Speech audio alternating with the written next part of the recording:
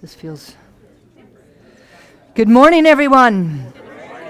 Ooh, what a glorious day, huh? Man, it is absolutely stunning out there, just beautiful.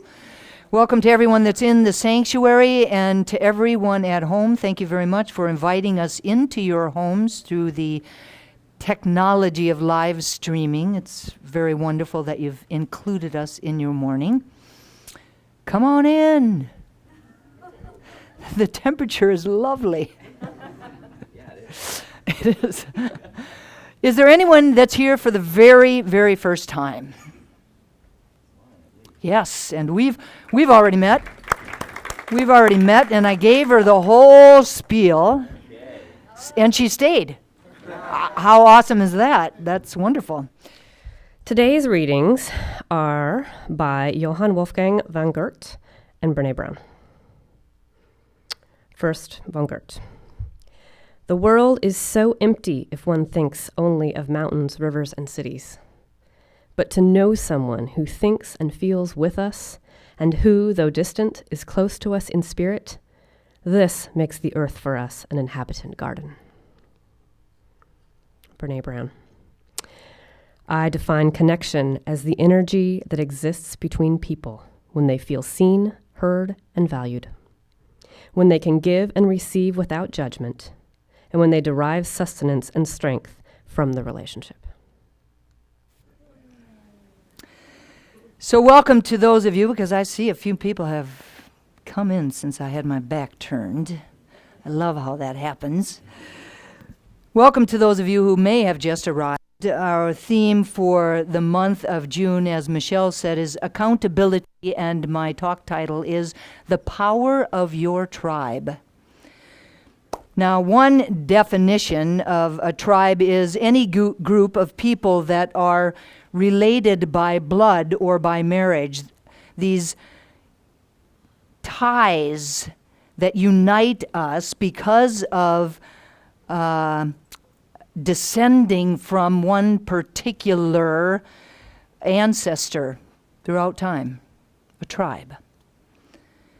Another can also be a group of people that are connected because of shared occupation or a shared interest or a shared habit, a tribe. A tribe can also be described as a large informal family, a group of close friends or a group of people who are really loyal to each other, that care for each other like a family. Now, this definition of a small group of people that have a shared interest might conjure up in your mind's eye images of those small groups that we had in high school that were known as cliques. Now, you might remember them as the nerds or the jocks or the stoners or the brainiacs. That's not what I'm talking about. Now, on the surface, tribes and cliques might appear to be synonymous. But there is a subtle difference in the underlying attitude around them. So a clique gives the impression of division between one group or another group. And in fact, oftentimes, some people are lumped into some not so well thought of clique because of some idea of defining some social status. For example, can you remember Lindsay Lohan in Mean Girls? I'm not talking about that. On the other hand, tribes have a way of connecting people. Cliques tend to separate, where tribes tend to connect people with one another. Today we're talking about this deep connection that a tribe provides. Have you ever heard the saying that we are, at any given moment in time, the average of the 5 people that we spend the most time with? Yeah. Now, this core group could be called a tribe. And whether we intend to or not, we live and work and play within tribes. Many of us are part of a number of different tribes. Tribes can be made up of our coworkers or our family or our close friends or even people on this spiritual path with us, people from the center. Most of us have had an opportunity, a blessing to be able to experience or to catch even a glimpse of what it feels like to be a part of this kind of tribe. I love the tribes that I have been in throughout my life, those in the past and those that I'm currently in. I love them. Some of the tribes that I've been in have been for a particular reason, like maybe it was a project that I was working on. Some of the tribes that I've been in have been because for a season, like my classmates in physical therapy school. And some tribes are for a lifetime. I recently spent a long weekend in Santa Barbara with a number of friends, with a tribe that I've been a part of since 1989. 16 of us gathered for brunch on Sunday. And it does not matter at all the distance that is between us. It does not matter at all how much time passes between one visit and the next. The love was still there. The love remained. The connection, that deep connection, was the same. We've all changed. They all got older. But that connection did not change.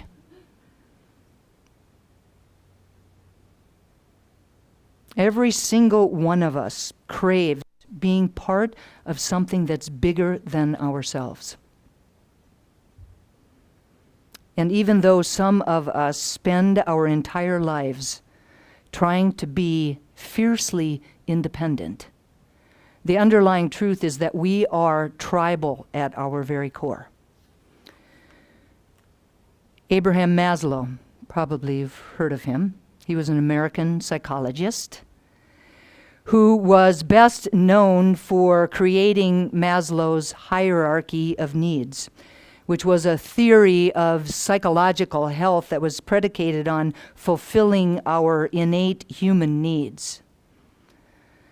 Now, his hierarchy of needs, very simply expressed, is that our most basic needs are our physiological needs, our need for breath, for water, for food, for sleep, for sex, and for excretion. Didn't know it was up there that high, did you? Now, the second level of needs are what Maslow calls safety needs, or our needs for security or stability. And the third level of needs he calls our needs for love and belonging, our need for acceptance by others, to feel a part of a group and to be loved. The fourth level of needs are esteem needs. We all need to have a sense of achievement, that we've created something or achieved something that is of value to ourselves and to other people. And finally, the fifth level is our need for self-actualization. Now, each one of these levels could be an entire conversation, could probably be a workshop in and of itself, but today I want to take a look at 3 of them that I feel that a tribe really fulfills. Now, the first level of need that the tribe fulfills is our need for love and belonging.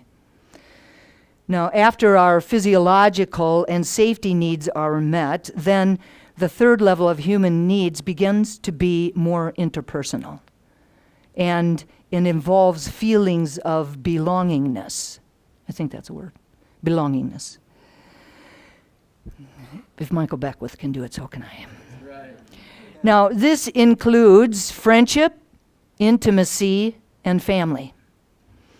According to Maslow, humans need to feel a sense of belonging and acceptance among their social groups, their tribes, whether these tribes are small or whether they are large. We need to have that experience of acceptance and belonging. We need to have a place to feel that connection in a really open and authentic and safe and secure way. Many people can become susceptible to loneliness or to social anxiety or to clinical depression in the absence of this love and belonging element. It is very, very important. Now, our tribes can be a place of love and belonging. They can be a place in which we are seen and which we are known. They can be a place in which we are accepted and respected. A place in which we can feel free to bare our hearts, to allow people to see our vulnerabilities and expect that we won't be judged. A place in which we are loved no matter what. We all need to have a judgment-free zone. We all need that. Our tribes are a place where we can relax, where we don't feel like we have to put on some kind of mask and be something or someone that we're not. When we open ourselves to others, we really create a bond that is like no other bond that you've ever experienced. It is a bond that creates an intimacy that feels safe and secure. We all have dreams and desires. We all have moments in which we experience fear or doubt or worry. And our tribes can be a place in which we can share all of that without limits. That we can just be who we are at any given moment. What a freeing way to live. Not only is this human nature to crave love and intimacy and belonging, but it's also very healthy. In her book, Mind Over Medicine, Lissa Rankin says, copious scientific data proves that loneliness is a greater risk to your health than smoking or lack of exercise. Finding your tribe is better than any vitamin, diet, or exercise regime. Wow. One study that I read in her book examined the lives of almost 3,000 people. And it found that those people that gathered together, tribe, that gathered together to play cards, have dinner, attend social events together, go to ball games together, take a walk together, go to church together, go on vacations together, have a day outing together, or any other social activity, outlived people that had no tribe by an average of 2.5 years. It's important. For some of us, our families of origin do not fit into this definition of a tribe, this kind of a tribe like I've been describing it, that family dynamics or our old ways of being with each other do not allow for loving feelings or feelings of being safe and secure. So our tribes can be our chosen families, people that we love and that love us and provide a space of friendship and intimacy and belonging that our birth families may not be able to do. Friendship, intimacy, family.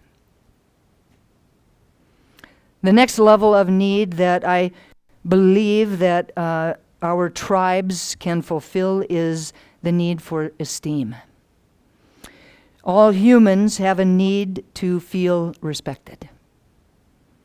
And this includes the need for self-esteem and the need for self-respect. Now, Maslow describes two versions of esteem needs. One is a lower version and one is a higher version. And the lower version has to do with our need for respect, the human desire that we have to be accepted and to be valued for who we are. The higher version manifests itself as a need for self-respect. Our tribes can be a place in which we feel the respect that we need. The world can be really harsh sometimes, yes? Think about it. You could click on YouTube almost any time of the day or night and you can see a person who's having a bad day. A person who has made one or two or maybe even three choices, not so good choices, and now they're being bashed by over 1 million people. Our tribes know who we are at our very core. They respect our essence. They accept that at any given moment in time that we are absolutely, beyond a shadow of a doubt, doing the very best that we possibly can be doing. And they value the inner work that we are doing to grow emotionally and spiritually. They hold the truth for us when we are unable to do so. They affirm our wholeness, our perfection, our wisdom, our abundance, our creativity. They wrap us in compassion. They nurture us. And they encourage us to heal and to forgive and to love each other and ourselves. How they see us, how they accept us, how they respect us is a mirror, a beautiful mirror for us to emulate as we do the inner work that is necessary for us to step powerfully into our own self-respect. The next level of need that being in a tribe fulfills is the need for self-actualization. Now, this level of need refers to what a person's potential is, their full potential, and their ability to actually actualize that potential. Maslow describes this level as the desire to accomplish everything, the desire to accomplish everything that we can to become all that we can possibly be. He said that part of the growth process is to discover ourselves and to honor ourselves. He also suggested that it would be ideal if we were to live in a community in which we were honored, in which the environment of the community itself assisted the actualization of our potential. He said that part of a healthy individual's work is to contribute to others, to contribute to that community. But that at the same time, part of a healthy community would be to support every single individual in that community's growth and evolution. Now, our tribes can be that community. The invitation is to loosen our hold on our misplaced, fierce independence. To let go of our need for perfection. And to realize that we can't do everything by ourselves. We simply cannot. To know that we need support. We need practical, emotional, and spiritual support. And that our tribes can be a place of that kind of support. Our tribes are the people that know us deeply and intimately. They can see our blind spots even when we are unable to be able to see them. They can gently and compassionately open our eyes to them and assist us and support us as we heal them, as we move beyond them in our growth and development. They know our dreams and our aspirations, and they hold us to them. They call us on our crap.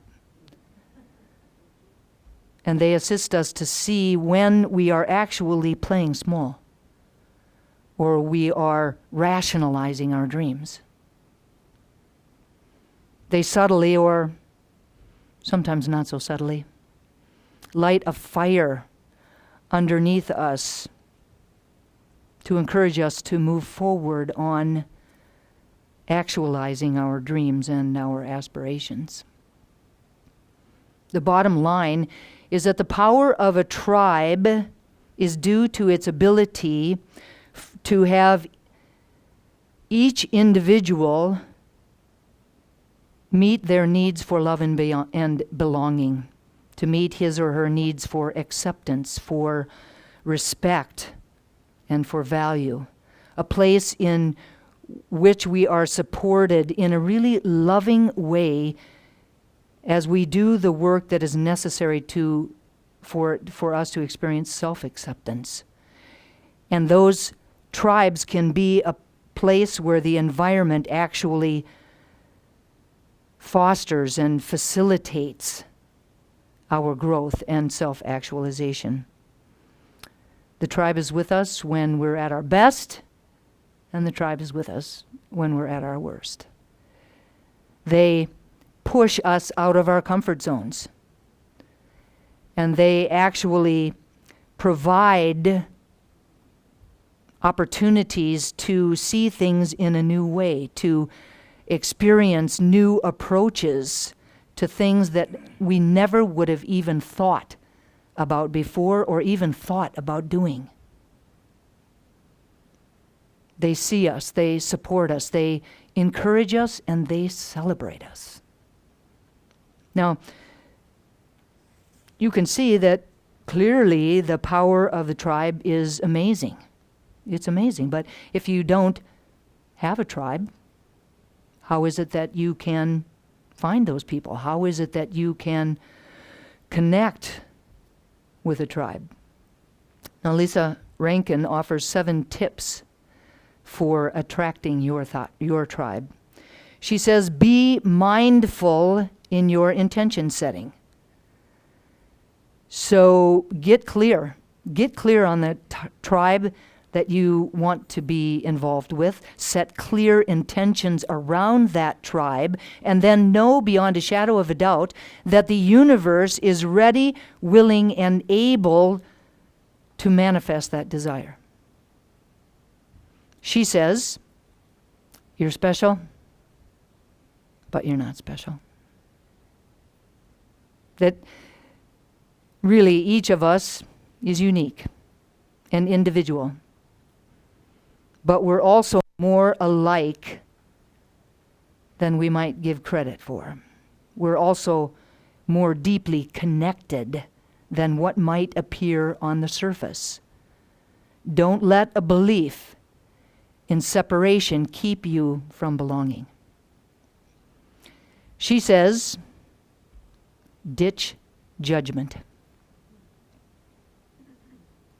Instead of judging someone, smile and look directly into their eyes see beyond the surface into their beauty, into their heart, into the soul of that person. The truth is, your next tribe member could be sitting right next to you right now, and you don't know it. Ditch judgment. She says, surround yourself with like-minded people. If you want to change the experience of your life, and we know that we are the average of the 5 people that we spend the most time with, then wouldn't it behoove us to surround ourselves with people that possibility has, that the possibility of change has already happened to? That the possibility of change exists?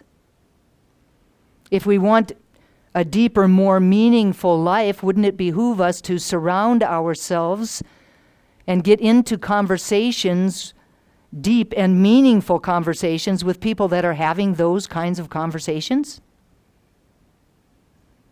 She says, be discerning. You're not going to resonate with every single person that you meet. This is where discernment comes in. Get clear on the tribe that you want to attract. Set clear boundaries, but leave your heart open. Leave your heart open for possibility. She says, call in your tribe. Don't sit around and wait for your people to find you. Reach out. There's many, many different ways of doing that. There's meetups, there's being here, there's taking classes, there's going to workshops, there's attending all kinds of things that we do here. Many, many different ways to reach out to your tribe. And lastly, she says, don't be shy, take action. When you meet the people that light you up, don't be shy. Take action. Reach out to them. Reach out to connect. Reach out to get to know them better, and then ultimately invite them to be part of your inner circle or to be a part of your tribe. In a month whose theme is accountability, the invitation is to be accountable to yourself, to your need for love and belonging, to your need for esteem, to your need for self-actualization. Be mindful and set clear intentions. Surround yourself with like-minded people. Don't let a belief in separation keep you from belonging. Ditch judgment. Use discernment. Don't be shy. Take action. And call in your tribe. Within our tribes, once we have that tribe, we are encouraged to create a culture of accountability. Now, we do that by being observant and being responsible. First and foremost, it means that we are responsible, that we know we are responsible, that we take responsibility for our own thoughts, our own beliefs, our own words, our own actions. Be observant throughout your day. Do the inner work that is necessary to uncover the underlying beliefs, the unconscious beliefs, the hidden beliefs that may no longer serve you or your tribe. Be responsible. Be responsible. If you're looking for more love, be the presence of more love. If you're looking for more joy, more laughter, be the presence of joy and laughter. We live our lives from the inside out. That your outer life will mirror who you are on the inside. Be responsible to bring that to your tribe. Within our tribes, we're encouraged to create a culture of accountability. We do this by building trust. Be open and transparent. Be willing to share your essence and your vulnerabilities. Be accountable. Say what you're willing to do within your tribe, for your tribe, and then do it. When we are reliable and trustworthy, we build a strong foundation within our tribes for trust to flourish. There's more intimacy then. There's more security then. There's more freedom then. Within our tribes, we're encouraged to create a culture of accountability. We do this by offering encouragement. Take a stand for the truth about the other people in your tribe. Know the truth of them. Take a stand for that. Know their deep and abiding ability to co-create their dreams and their aspirations, their desires. Celebrate their wins with them along the way as you continue to encourage them to continue to reach for their highest and best. Within our tribes, we are encouraged to create a culture of accountability, and we do this by being supportive. Be the presence of God in every encounter you experience within your tribe. Let peace, love, joy, and wisdom lead the way.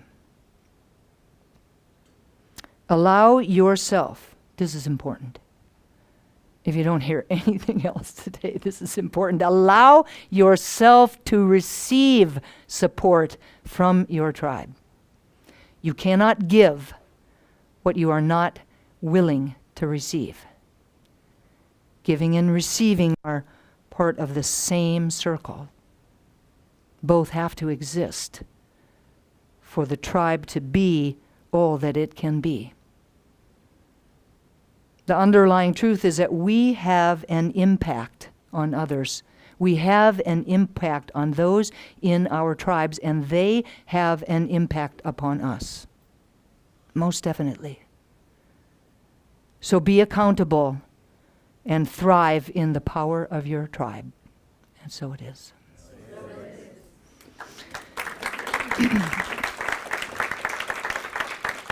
So I invite you to turn within.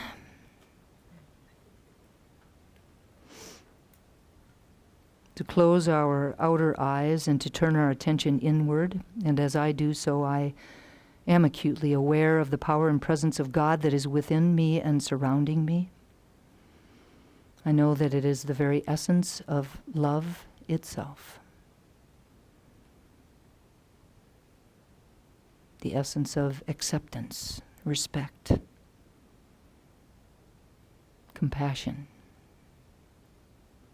I know that it is everywhere at all times. That I am connected to that presence, to that love, to that acceptance, to that respect in ways that can never be broken.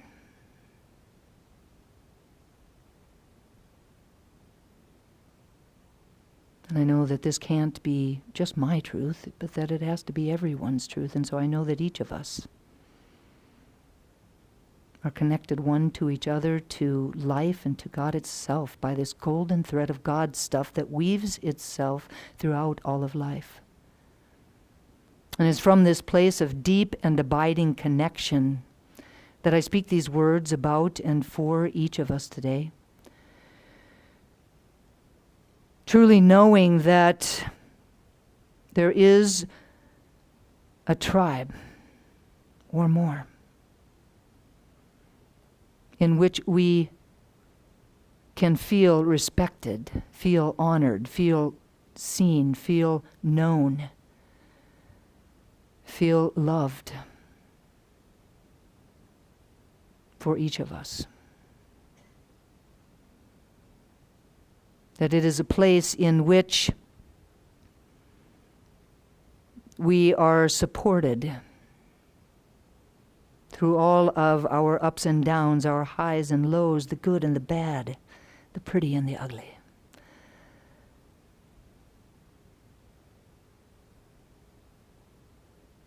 And I claim for each of us that there is ease and grace around finding and calling in this tribe, these people,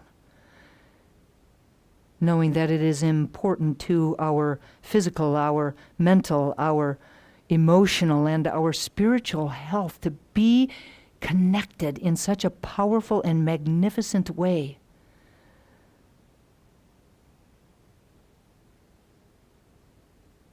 I know that these tribes allow us to thrive, to have our needs met, and to reach our highest and best. And I can claim ease and grace around all of it. I'm so grateful to know this truth and to speak these words. So grateful for the power of prayer, knowing that these words are loosed into a law that only ever says yes, that they are clothed in form even as they are spoken. And so I speak them and I release them with love and gratitude, letting go and letting God be God. And I invite each of us to anchor it for ourselves and for each other simply by saying, and so it is, and so it is.